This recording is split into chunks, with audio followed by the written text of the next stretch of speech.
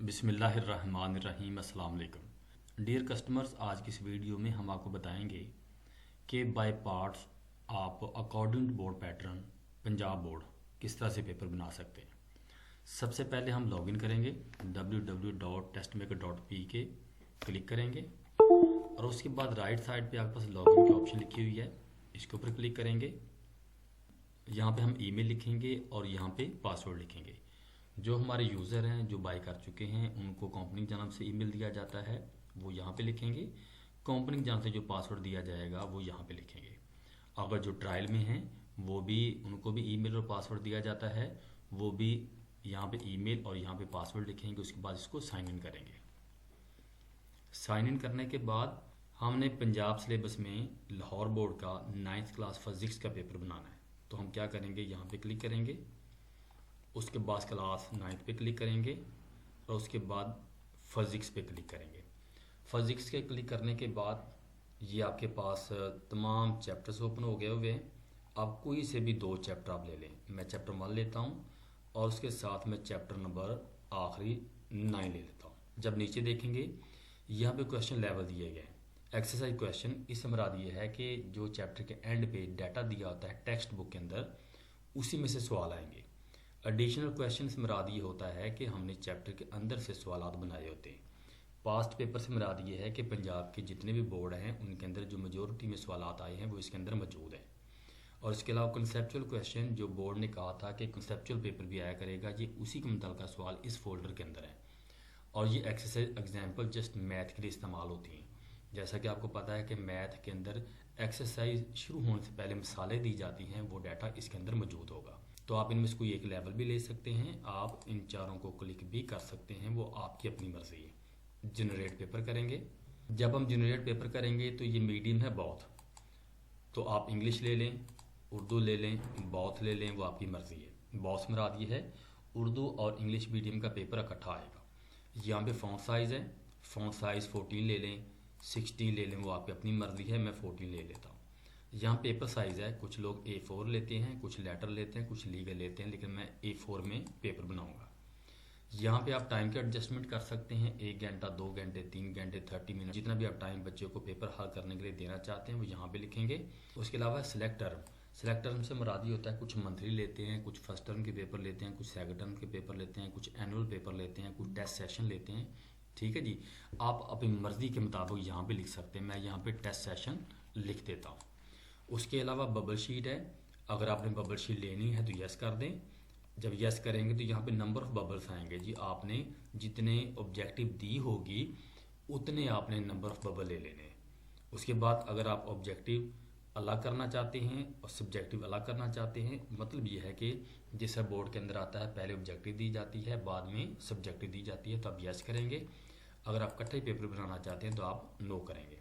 Inline का option जो है, इससे मुराद ये है कि जहाँ से एक सवाल ख़त्म होगा वहाँ से दूसरा सवाल शुरू होगा। मिसाल के तौर पे हमें किसने पैदा किया, ये सवाल एक मुकम्मल हो गया, इसी के आगे से हम मुसलमान हैं, ये दूसरा क्वेश्चन शुरू हो गया। हम पाकिस्तान में रहते हैं, ये तीसरा क्वेश्चन शुरू हो गया। इस तरह से एक लाइन में तरतीब से सवालात चलते रहेंगे।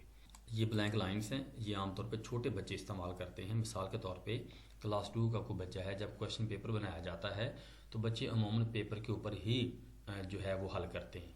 अगर मैथ का पेपर है तो मैथ की लाइनें छोड़ सकते हैं, इंग्लिश के पेपर है इंग्लिश की लाइनें, उर्दू का पेपर है उर्दू की लाइनें छोड़ सकते हैं, इंग्लिश का पेपर तो इंग्लिश की लाइनें छोड़ सकते हैं।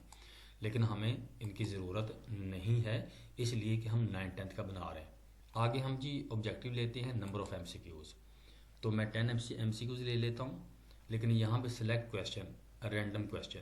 रैंडम क्वेश्चन मराद ये है कि सिस्टम जो है वो आप अपनी मर्ज़ी से पूरे जो चैप्टर नंबर 1 है, चैप्टर नंबर 9 मैंने जो लिया है, उन दोनों चैप्टर में से जहाँ से मर्ज़ी उठा के दे देगा। ठीक है जी, अगर आप अपनी मर्ज़ी से लेना चाह रहे हैं तो पिक करेंगे। पिक जब करेंगे तो उस चैप्टर के अंदर जितना भी डाटा होगा वो आपके सामने आ जाएगा। उनमें से जितने भी आप क्वेश्चन लेना चाहें, जितनी भी ऑब्जेक्टिव लेना चाहें, वो आप ऑब्जेक्टिव ले सकते हैं। जैसे इन 2 चैप्टर्स में 120 ऑब्जेक्टिव है, लिहाजा मैं कहता हूँ कि सिस्टम रैंडमली दे दे, मुझे पिकअप करने की ज़रूरत नहीं है।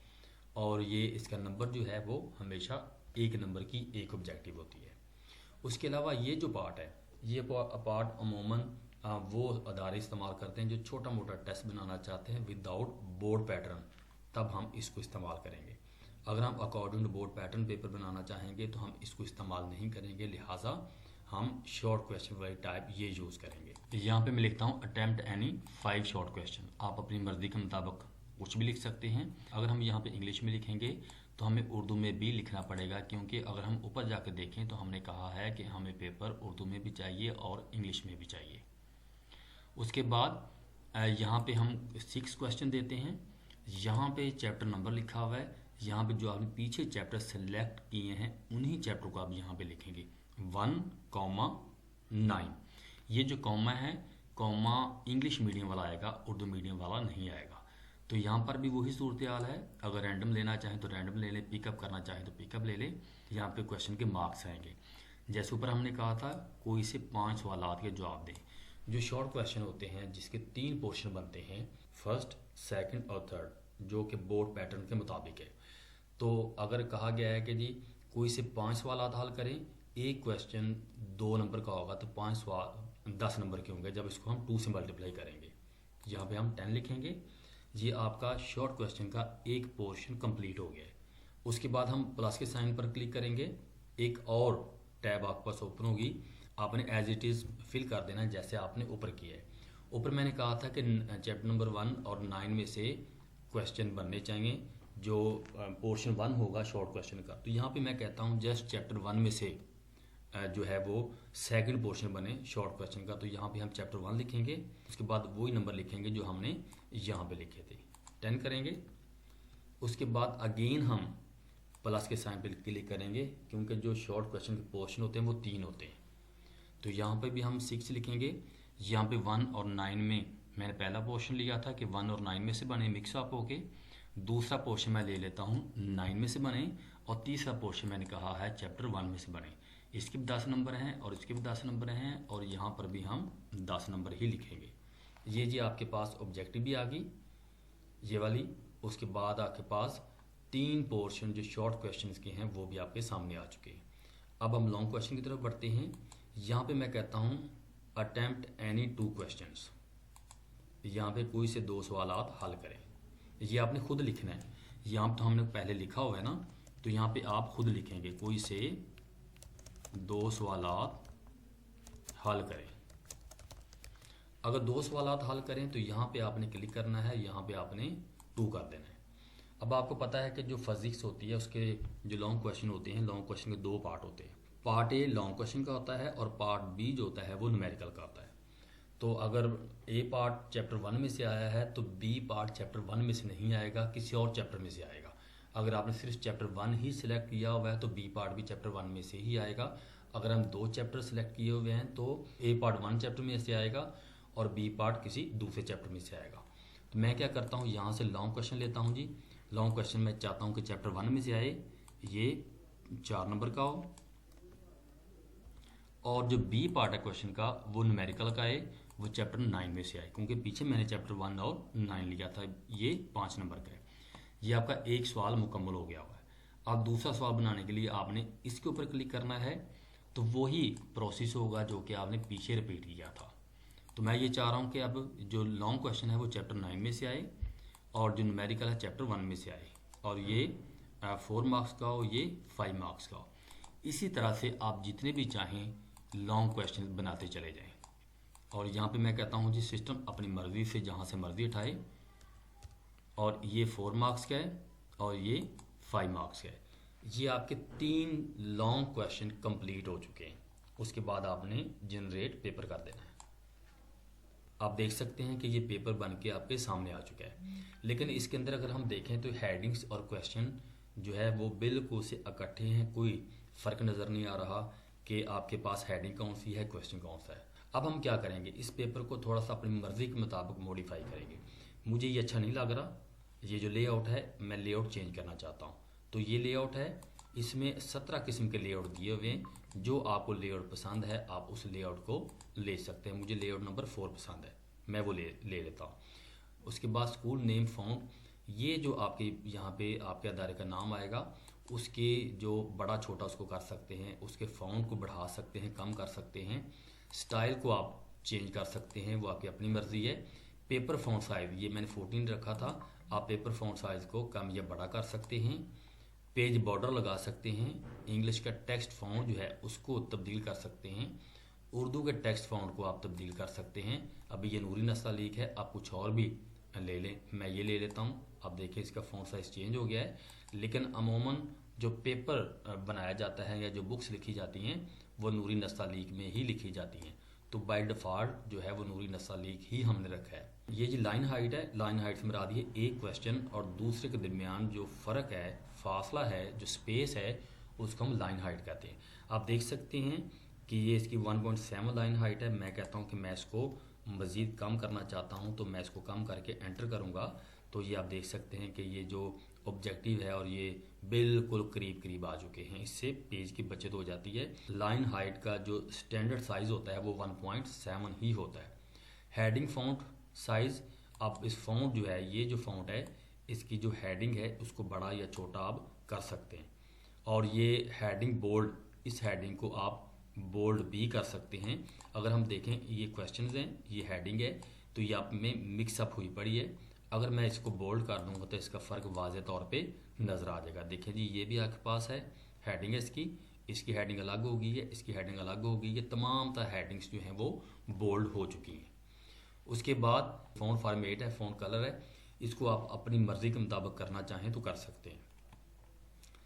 उसके बाद अगर आपने ऑब्जेक्टिव की आंसर की लेनी है तो यहाँ पे क्लिक करेंगे। ये जो पेपर बना हुआ है इसकी आंसर की ऑब्जेक्टिव की आपको यहाँ पे मिल जाएगी। और उसके बाद अगर आप इसको एडिट करना चाहते हैं, आप चाहते हैं कि जी मैंने कुछ सवाल अपनी मर्ज़ी के मुताबिक तब्दील करने हैं, तो आप उन सवालात को तब्दील भी कर सकते हैं, वो आपकी अपनी मर्ज़ी है। उसके अलावा शफ़ल जो है बड़ा इंपॉर्टेंट है। अगर आप बोर्ड के पॉइंट ऑफ व्यू से देखें तो 3 बच्चों को एक तरह की ऑब्जेक्टिव आती है, लेकिन उसकी शफलिंग हुई होती है। जो नंबर 1 पे है तो दूसरे बच्चों को जब शफल पेपर मिलेगा, हो सकता है कि ये क्वेश्चन नंबर 6 पे चला जाए।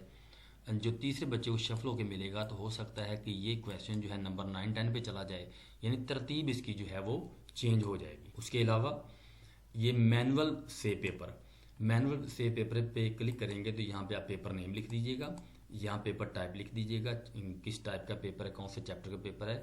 यहाँ पे आप डेट मेंशन कर दें, जिस डेट को आपने ये पेपर लेना है, या टाइम जो है वो दे दें, या टाइम अलाउड कर दें कि इतनी देर का पेपर है। मिसाल के तौर पे आप कहीं दूर बैठे हैं, आप अपने स्टाफ को कह सकते हैं कि इस डेट का मैंने पेपर सेव किया हुआ है, वो पेपर निकाल के प्रिंट आउट करके बच्चों से ले सकते हैं। मैनुअल का मतलब ये होता है। और जो सेव पेपर है, सेव पेपर पे क्लिक करेंगे तो जो पेपर है वो ऑटोमेटिकली सेव हो जाएगा। और लैंडस्केप की ऑप्शन को अगर हम यूज़ करेंगे तो उससे ये होगा कि एक पेज के ऊपर डबल पेपर प्रिंट हो जाएगा। आप ये कह सकते हैं कि 70 नंबर के 2 बच्चों का पेपर एक पेज के ऊपर प्रिंट हो जाएगा। और उसके बाद यहाँ से आप प्रिंट भी ले सकते हैं। और उसके अलावा मैं इसके मतलब भी बताना चाहूँगा। अब इस ऑप्शन को यूज़ करते हैं मीडियम से मुराद ये है कि आप चाहते हैं कि यही पेपर जो इंग्लिश में चला जाए और यही पेपर उर्दू में, तो आप इस ऑप्शन को यूज़ करेंगे, यहाँ पे क्लिक करेंगे, उर्दू मीडियम जनरेट करेंगे तो ये पेपर उर्दू मीडियम में आ जाएगा। ये आप देख सकते हैं ये पेपर उर्दू मीडियम में आ गया हुआ है। अगर आप इसी ऑप्शन को इंग्लिश मीडियम में लेके जाएंगे, जनरेट करेंगे, तो ये पेपर जो है इंग्लिश मीडियम में आ जाएगा। ये बबल शीट आप कहते हैं कि जी यहाँ पे हम कितनी बबल ली हैं, 10, तो यहाँ पे हम 10 बबल ले लेते हैं। तो जब हम 10 बबल लेंगे तो जनरेट करेंगे तो आप देख सकेंगे कि क्वेश्चन पेपर स्टार्ट होने से पहले बबल्स आ चुके हैं।